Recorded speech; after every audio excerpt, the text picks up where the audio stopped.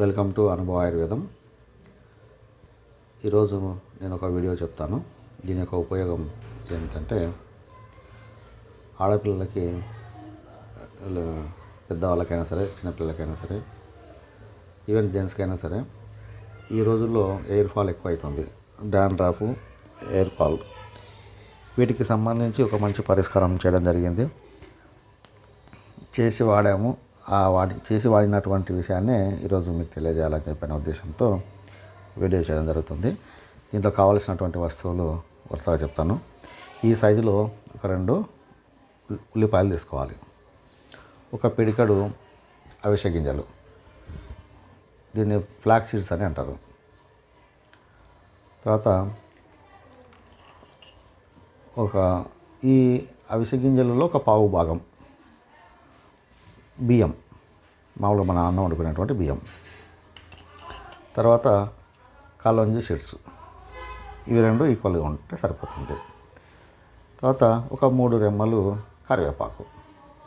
మొదట ఏం చేయాలంటే ఒక గిన్నెలో, ఒక స్టీల్ గిన్నెలో ఒక 1/2 లీటర్ నీళ్లు పోయండి. నీళ్లు పోసి దాంట్లో ఈ ఫ్లాక్స్ సీడ్స్, బియ్యము, కలోంజీ సీడ్స్, తర్వాత ఈ ఉల్లిగడ్డలను ఈ పొట్టు తీసి చిన్న చిన్న ముక్కలు కట్ చేసి, తర్వాత ఈ కరివేపాకు ఆ నీళ్ళల్లో వేసి చిన్న మంట మీద బాగా ఉడికియాలి. ఉడికించి అది ఎంత అంటే 1/4 వచ్చేదాకా ఉడికియాలి. అంటే 2 గ్లాసులు నీళ్ళు పోస్తే 1/2 గ్లాస్ రావాలి. ఆ విధంగా ఉడికించిన తర్వాత వేడిగా ఉన్నప్పుడే మనం ఒక స్టీల్ జాలి, వడబోసే జాలి ఉంటుంది కదా, దాంట్లో వడపోసుకోవాలి. అది చల్లగా అయిందంటే మొత్తం జెల్లు మాదిరి అయిపోతుంది. అప్పుడు మనకు వడపోసినప్పుడు దిగదు. ఆ విధంగా చేసి వడపెట్టినటువంటి జెల్లు మనం తయారు చేసి పెట్టాం. ఆ ప్రాసెస్ అంతా చూపించాలంటే టైం ఎక్కువ తీసుకుంటుంది కాబట్టి చేసిన జెల్లును మీకు చూపిస్తున్నా. ఈ విధంగా చిక్కటి జెల్లు వస్తుంది. అంటే ఆరితే ఇట్లా చిక్కగా అయిపోతుంది ఈ జెల్ని ఎట్లా వాడుకోవాలనేది మళ్ళీ నేను చెప్తాను. దీనికి కలిపే వస్తువు ఇంకొకటి ఉంది, అది చెప్తాను. కొంచెం పక్కకు తీసుకుందాం. ఫస్ట్ సెక్షన్ ఏంటంటే మనం ఈ జెల్ తయారు చేసుకుని పెట్టుకున్న తర్వాత ఒకటి అలోవెరా ఈ సైజులో, అయితే ఇది మందం తక్కువ ఉంది కాబట్టి పొడవు తీసుకోవాల్సి వచ్చింది. కొంచెం బాగా ఈ మట్ట వెడల్పు ఎక్కువ ఉందనుకో, దీంట్లో ఇంత సగం, ఇక్కడ నుంచి ఇక్కడ దాకా సగం అయినా సరిపోతుంది. ఇప్పుడు ఇది మొత్తం తీసుకుంటున్నాం సన్నగా ఉన్నందుకు. తీసుకొని దీన్ని మొత్తం ఈ పై తోలంతా తీసేసి లోపల ఉన్న జెల్ అంతా చాకుతోనే గీరి తీసుకోవాలి. ఆ విధంగా తీసుకున్నటువంటి జెల్లు ఇది. దీన్ని మనం లేదంటే ఈ అలోవెరా దీని లోపల ఉన్నటువంటి కండ గుజ్జు వరకు తీసి మిక్సీలో వేసి మిక్స్ ఆడిసామనుకో మంచి జెల్ అయిపోతుంది. ఇది అలోవెరాతో చేసినటువంటి జ్యూస్ అన్నట్టు. మనకు మార్కెట్లో అలోవెరా జ్యూస్ అని దొరుకుతాయి, అవి తీసుకోవద్దండి. మనం సొంతం చేసుకునేదే మంచిది.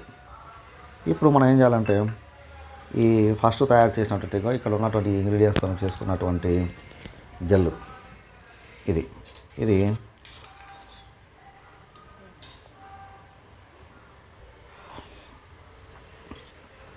ఇప్పుడు ఈ జెల్ను మనం ఇట్లా తీసి ఒక గిన్నెలోకి వేసుకోవాలి. అంటే మన జుట్టు ఎంత ఉందో ఆ జుట్టుకు సరిపోయినంత ఈ జెల్ అనేది తీసుకోవాలి. ఆడవాళ్ళకు కొంచెం ఎక్కువ పడుతుండొచ్చు, మగవాళ్ళకైతే చాలా తక్కువ అవసరం పడుతుంది. ఈ విధంగా మనకు ఇట్లా మనకు సరిపడా ఇంత జెల్ తీసుకుంటే, ఇప్పుడు ఈ జెల్ ఎంత అయితే ఉందో దీంట్లో సగము ఇది వేసుకోవాలి. ఇది అలోవెరా జెల్. అంటే ఫస్ట్ మనం ఈ ఫ్లాక్స్ సీడ్స్, కలోంజీ, ఉల్లిపాయలు, బియ్యము, కరివేపాకుతో చేసినటువంటి జెల్ను ఒక 2 ఇది ఎంత తీసుకుంటారా మీరు, దీంట్లో సగ భాగం అలోవెరా తీసుకోవాలి. అంటే మీకు సరిపడా, పర్టికులర్గా కొంచెం ఎక్కువ తక్కువ ఏం పర్వాలేదు, తీసుకోవచ్చు. దీంట్లో సగం అంటే ఇట్లా. ఇప్పుడు ఈ రెండింటిని బాగా కలపాలి.